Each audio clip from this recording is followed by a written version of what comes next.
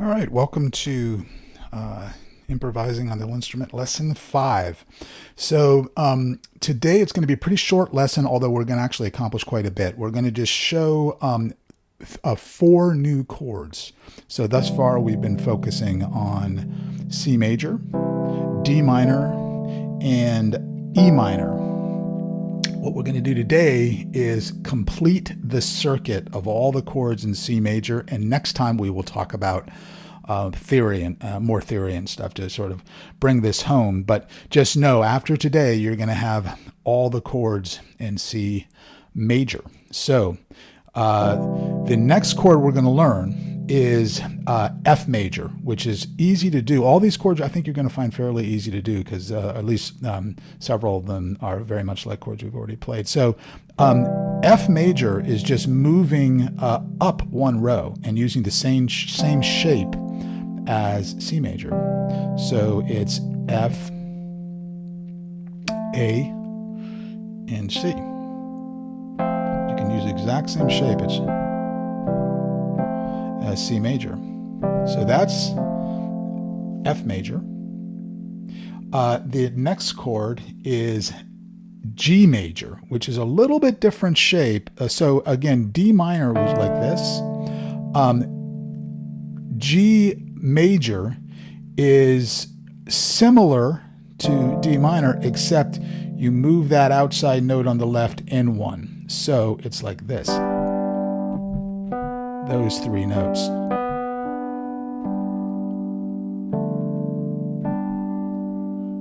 So that's going from D minor to G major. You can pretty much use the same, I use the same finger formation. So I use the thumb on the bottom, the pinky on the top on the left, and the index on top on the right. You could do it with your ring finger on that B note there, but those are the notes anyway. Now the next chord is A minor, which is the same shape as E minor. So that's E minor that you've been doing, getting familiar with. And A minor is just moving it up one row. Same shape. So that's going from E minor to A minor. So you can see these 3 chords are basically the same as the row below in terms of shape, with the exception of G major having that one note sort of in from the left. But they're quite similar. So it's C major's like that, F major's like that, just one row up. E minor is like that, A minor is like that, one row up.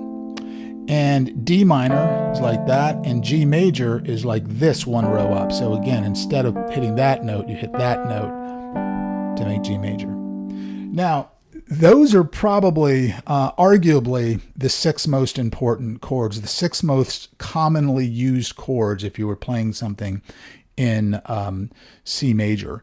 The last chord we're going to focus on is called B diminished, and we will explain why it's called that again. We're going to go over more theory soon, but just to know it, the shape, it starts there on B.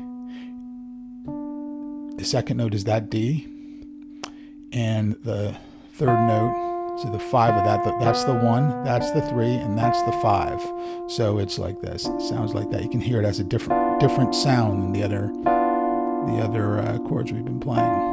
So I typically use my pinky on the bottom on the B, my thumb on the D, and my middle finger on the F. You could also use your ring finger on the B. You could do it either way pretty easily. So there you have it. Those are the final chords in C major. Do everything that we've already done as you practice these chords. Do the little exercises we did, the 1-3-5, the 3-5-1, the 5-1-3 on each of those chords. Sing them and just get used to playing them. It shouldn't be too hard because, again, really you're only learning 2 new shapes. You're learning the shape that's G major, which is that, and you're learning the shape that is B diminished, which is that. So those are the only 2 new shapes. Again, F major is the same shape as C major, and A minor is the same shape as E minor. So there you have it. Just learn those chords. I don't really need to tell you anything else because I've told you everything you need to do already in previous sessions with those chords. Use the same exercises, use the same singing, get those chords under your fingers, play the chord tones in your right hand, experiment with using those chromatic passing tones, those sort of tension tones that we talked about last time. And at this point, after you master this stuff, you are well on your way to having a very solid foundation of beginning to improvise on many chord progressions of common that would be employed in common songs that all of you would be very familiar with. And we will go into all that next time. But that's where I'm going to wrap up on this session. And thanks for watching. I'll see you next time. Take care.